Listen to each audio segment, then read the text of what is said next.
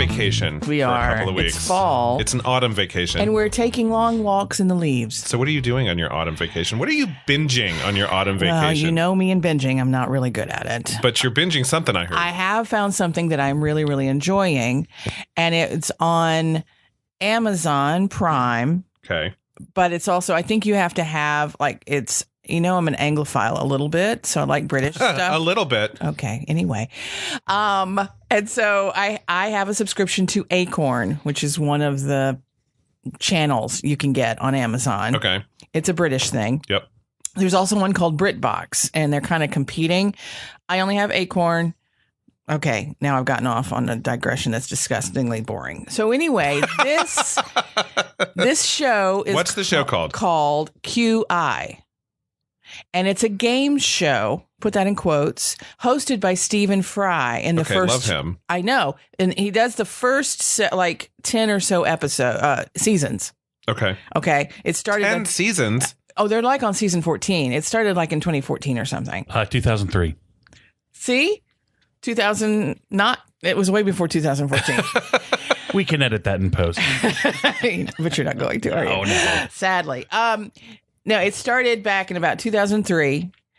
And so he, as I said, I think he did the first 10 seasons, and they're like, I don't know, 10 or 11 episodes each. Okay. Here's the premise. And QI stands for quite interesting.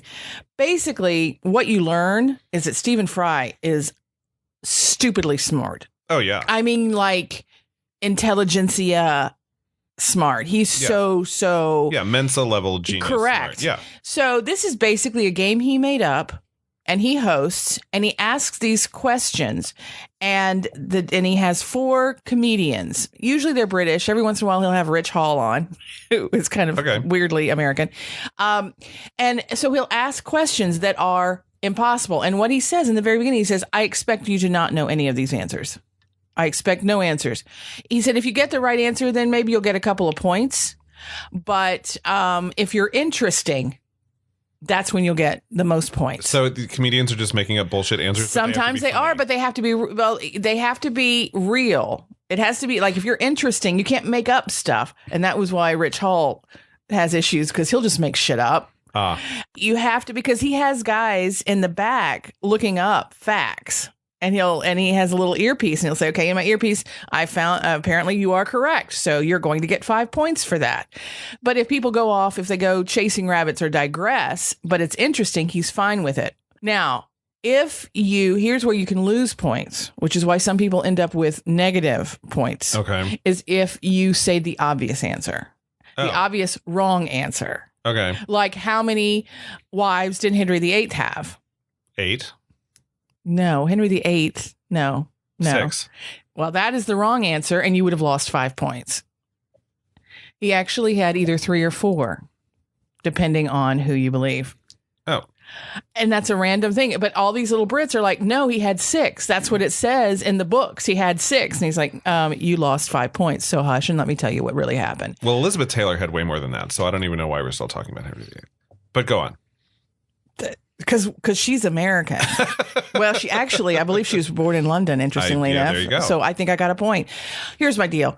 QI is funny. And at the end, you learn stuff. Like I learned that Henry VIII legally only had 3 or 4 So did he just legal shack up with wives. the other 2? Like, it was one of those. It was weird machinations. Like, he was married to Catherine, but he divorced her.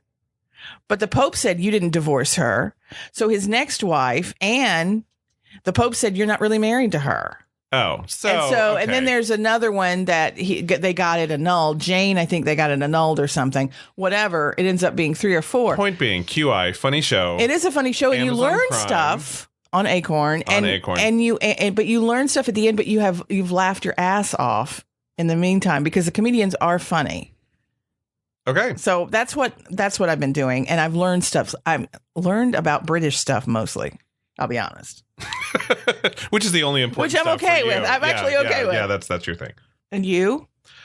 Well, I started binging The Chilling Adventures of Sabrina. So it's the new I've seen takeoff that of little promo when you go onto Amazon. It's like all up in it. So this is a cousin of the Riverdale show, right? Where they took a very dark look at the whole Archie comics thing. And of course, Sabrina the Teenage Witch was originally a character in the Archie comics world.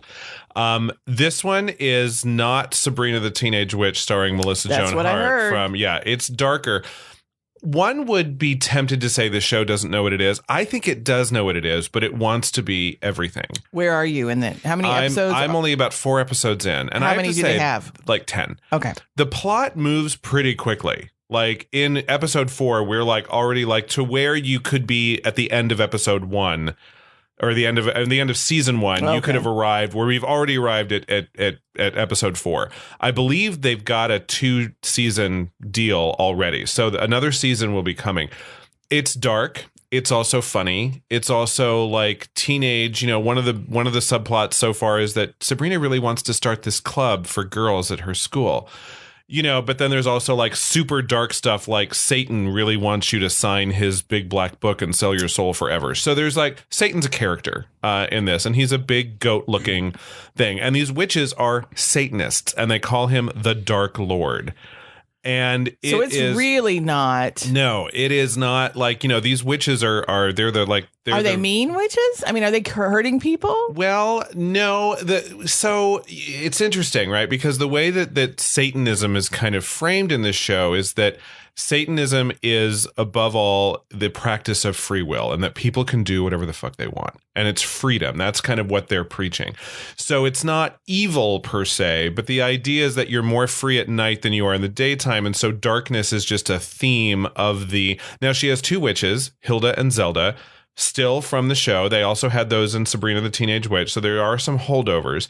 Hilda is played by Lucy Davis, who played Etta James in Wonder Woman, and she is delightful. She is I mean, as great as she was in Wonder Woman with the little bit that she had to do. She was wonderful, and she's I was fantastic. sorry that So if you like her, she's great. And then Miranda Otto plays the bitchier older sister, Zelda. Miranda Otto was the woman in Lord of the Rings who in the middle of this whole thing were like this evil demon that no man could kill according to prophecy, and she rips off her helmet and she's like, well, I'm a woman, asshole, and like kills him. Right. That was her, who was in love with Viggo Mortensen, but he ended up with Liv Tyler even though she was boring. Anyway, she's great, and she's a great like bitchy witchy kind of character. But yeah, some of the leaders of this witchy religion are not great people. Okay.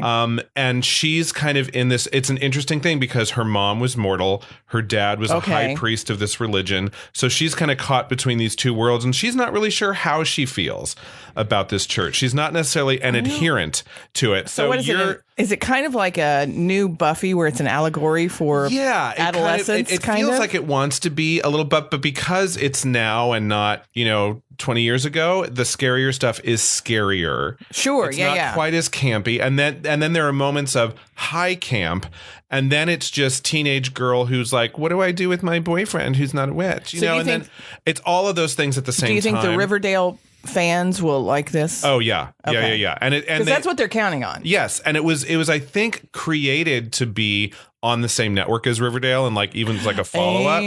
But then Netflix bought it, and then they said, oh, well, if Netflix has got it, now they're like TVMA a lot of times because it like really goes there. And it's interesting. I like it. The other thing I have to say I'm not watching, but I'm very much looking forward to is the Julia Roberts show that is now streaming on Amazon Prime. It just went up.